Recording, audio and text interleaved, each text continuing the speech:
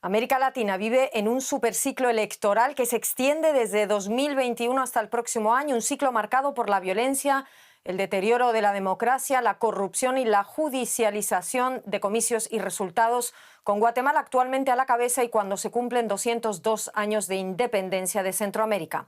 Guatemaltecos protestan contra la Fiscalía señalada de orquestar un golpe de Estado para bloquear la llegada al poder del presidente electo Bernardo Arévalo. La OEA muestra su profunda preocupación y el Parlamento Europeo aprueba una resolución en la que llama a todos los actores políticos a respetar la integridad y el resultado de los comicios. Están pasando muchísimas cosas. Saludamos al historiador, politólogo y expresidente de Costa Rica, Luis Guillermo Solís. Bienvenido, señor Solís.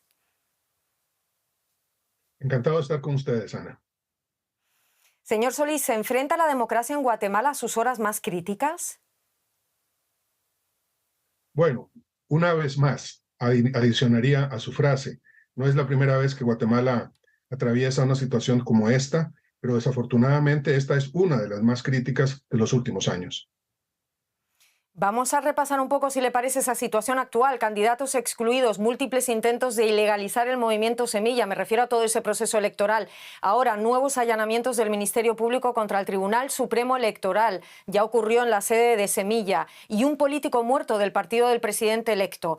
¿Cuál es su balance de lo que ha pasado y sigue pasando en el país centroamericano? Claramente, como lo ha dicho el propio presidente electo, estamos ante un golpe de Estado que se está desarrollando. Es un golpe de Estado distinto a los que vimos en el pasado, donde las instituciones militares tomaban el poder. Esto es un entramado, un verdadero ecosistema de corrupción, lo que en Guatemala se conoce como el Pacto de Corruptos, que creo existe sin lugar a dudas. Es un conjunto de fuerzas, de poderes fácticos que se han impuesto sobre las instituciones y que constituyen hoy una amenaza que se extiende desde los niveles nacionales, presidenciales, hasta el nivel local municipal. Es decir, estamos frente a un conjunto de fuerzas civiles, algunas en activo, del sector privado otras, un sector privado que está muy dividido, pero en donde hay factores muy honrados de que están apoyando el proceso democrático, pero otros que se han sumado a esos poderes fácticos que incluyen desafortunadamente el crimen organizado transnacional. El presidente electo Arévalo de León suspendió temporalmente el proceso de transición con el actual gobierno de Yamatei hasta que no se restablezcan las condiciones institucionales necesarias. ¿Cree que es el paso correcto? El presidente Arévalo ha mantenido una posición absolutamente respetuosa del Estado de Derecho. Es impresionante cómo un político, con las condiciones en que se encuentra él, se mantiene trabajando con su equipo en los términos en que establece el Estado de Derecho. Me parece que la suspensión del diálogo con el Poder Ejecutivo procede, no tanto porque esté insinuando el presidente Arévalo que haya complicidad entre la actual administración de Yamatei y esos poderes fácticos, pero sí porque no hay las condiciones para realizar una transición normal, entre comillas, en un momento en donde se ve amenazada no solo la elección misma, sino la totalidad de la institucionalidad del país. ¿Pero qué cree que va a pasar con ese traspaso pacífico del mando en enero del próximo año? Ocurrirá porque tiene que ocurrir. Digo, desde el punto de vista de la formalidad democrática no hay margen. Es decir, si no ocurre es porque Guatemala entra en un estado de excepción, lo cual, por supuesto, no auguramos y creo que sería muy negativo para el desarrollo del país. Un país magnífico, con gente trabajadora y con una historia que merece mejor suerte. Creo que de la mano de Bernardo Arévalo y de sus compañeros, ahora ya no partido, sino gobierno electo, pueden lograrlo. Pero para ello es necesario que se cumplan una serie de objetivos, uno de los cuales, quizá el central en esta primera fase, es que el Tribunal Supremo Electoral se logre imponer a las fuerzas que tratan de socavarlo y se complete el proceso electoral con la asunción al mando del presidente Arévalo. ¿Cómo se puede imponer el Tribunal Supremo Electoral, señor Solís? Por el momento, con los recursos que han interpuesto ante la Corte de Constitucionalidad y con el apoyo del pueblo en la calle. Me parece que ese es un recurso al cual el presidente Arévalo está recurriendo de manera muy mesurada. Él no quiere desórdenes y creo que lo ha logrado, pero el pueblo de Guatemala votó. La voz del pueblo de Guatemala ha sido clara. sido contundente y me parece que las instituciones que están a favor de la democracia deben saber y deben contar y eventualmente convocar a esa ciudadanía activa que en Guatemala quiere volver a un camino de transparencia y de libertad. ¿Por qué no estamos viendo más presión en las calles? Hay protestas actualmente, pero ¿por qué no hay una presión aún mayor de la ciudadanía? Bueno, entre otras razones porque, como lo digo, el presidente no quiere recurrir a ello, el presidente electo, y lo hace mesuradamente porque sabe las consecuencias que puede haber cuando se lanza un llamado a que la gente se quiera a la calle.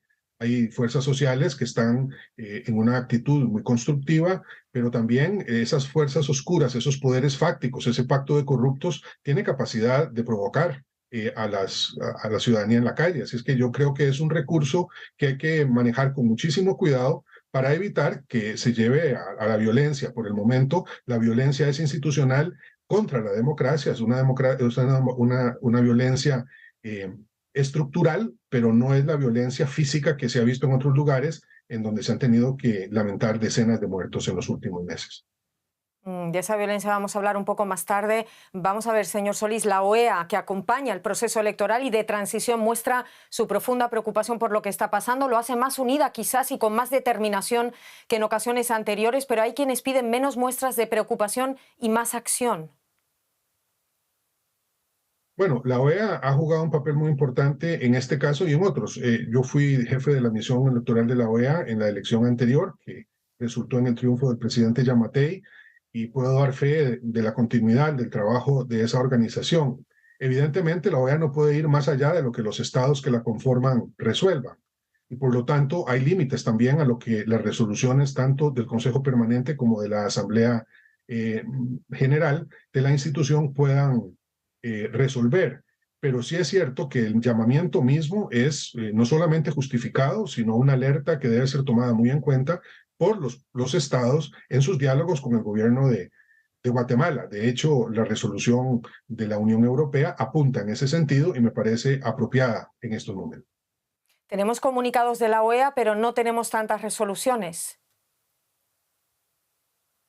No, lo que ha habido fue una reunión específicamente dedicada al caso de Guatemala y eso creo que ha permitido entender que hay un consenso hemisférico sobre la necesidad, sobre el respeto a un punto esencial, Ana, y es que la voluntad soberana del pueblo de Guatemala expresada en las urnas en un proceso que fue totalmente claro y supervisado internacionalmente debe ser respetada escrupulosamente. Ese es el principio fundamental en torno al cual la Organización de Estados Americanos está operando. Y me parece además un muy sano principio de resolución de esta crisis.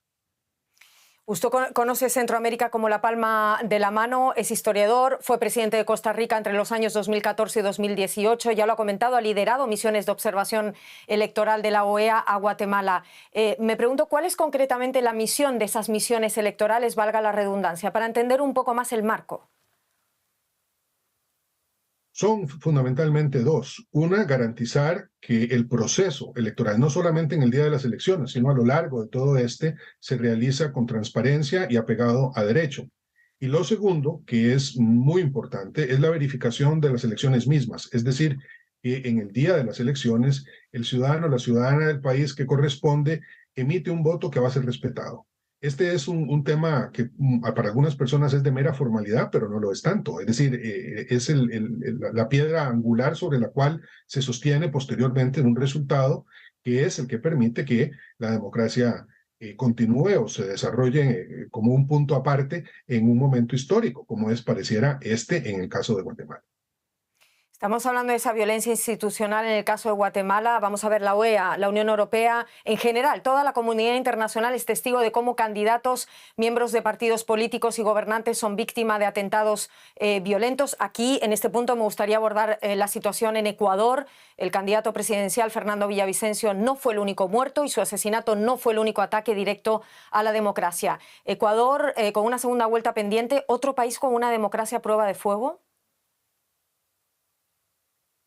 Toda América Latina está atravesando por momentos muy angustiosos, porque no solo hay ataques ya físicos en contra de candidatos presidenciales, como es el caso, lamentablemente, del señor Villavicencio, sino que también todos estos movimientos que utilizan la ley para judicializar la política, y eso genera mucha confusión, porque cuando usted utiliza la normativa como justificación de actos ilegales, lo cual es una contradicción en sí mismo, pues confunde a la ciudadanía y produce todo tipo de problemas de orden histórico, porque se lesiona la institucionalidad. Yo creo que aquí hay un tema de instituciones débiles. En general, en toda América Latina tenemos democracias cuya estructura institucional está fallida o fallada, para utilizar un término más bien geográfico eh, o geológico, y eso es lo que estamos viendo en muchos lugares. Ecuador es un buen ejemplo de ello, en donde también allí las fuerzas, los poderes, esos poderes fácticos que mandan, aunque no gobiernen, pues tienen la posibilidad de generar caos en el país. Comenta usted esa crisis institucional, también hay una crisis enorme de inseguridad, un tema ya omnipresente en una campaña, diría, monotemática, donde solo se habla de pandillas, de carteles de la droga, narcoviolencia, motines carcelarios o asesinatos políticos. ¿Cómo hacer frente en Ecuador no solo a esa crisis institucional, sino a la peor crisis de seguridad de su historia reciente?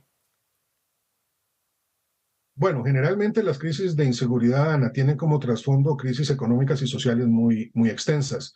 Yo no soy de quienes criminalizan la pobreza. No me gusta la idea de decir que la pobreza es, perdón, la violencia, que la violencia y la criminalidad es fruto de la pobreza. Esto, por supuesto, que pone el acento sobre las personas de menores ingresos, y eso es una injusticia.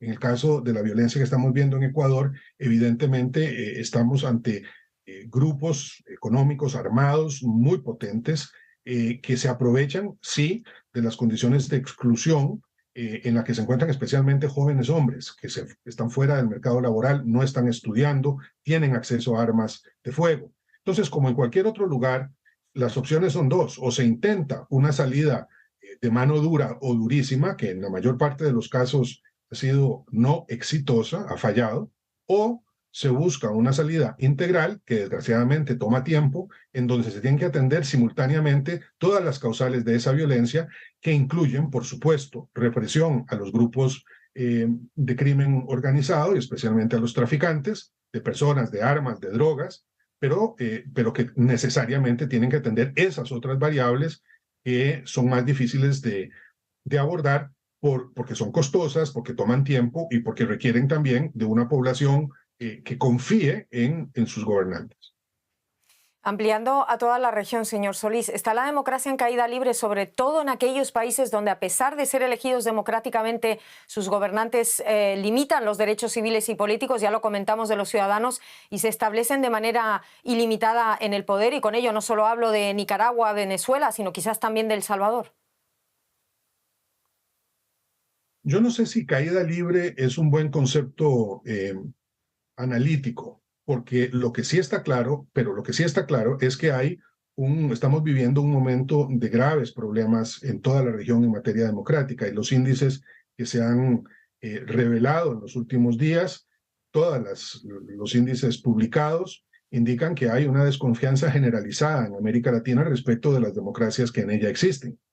El efecto del populismo, ese fenómeno que no es exclusivamente latinoamericano, pero que aquí se está expresando con gran fuerza, esta tentación de mantenerse en el poder, de utilizar el poder de manera selectiva para atacar a la oposición política, la corrupción, que desafortunadamente en muchos países se ha asentado de manera muy fuerte, y la debilidad de las instituciones, que son las que deben tutelar el desarrollo de la democracia, son todos fenómenos que han dejado a los países latinoamericanos con grandes dudas de parte de la ciudadanía si la democracia es un sistema que funciona para resolver sus problemas cotidianos. Y en ese momento tan difícil es el que nos encontramos prácticamente en todos los países de la región. Grandes desafíos para la región, entonces. Luis Guillermo Solís, lo tenemos que dejar ahí, expresidente de Costa Rica. Muchísimas gracias por haber sido nuestro invitado en la entrevista. Un cordial saludo. Igualmente para todos ustedes. Muchas gracias.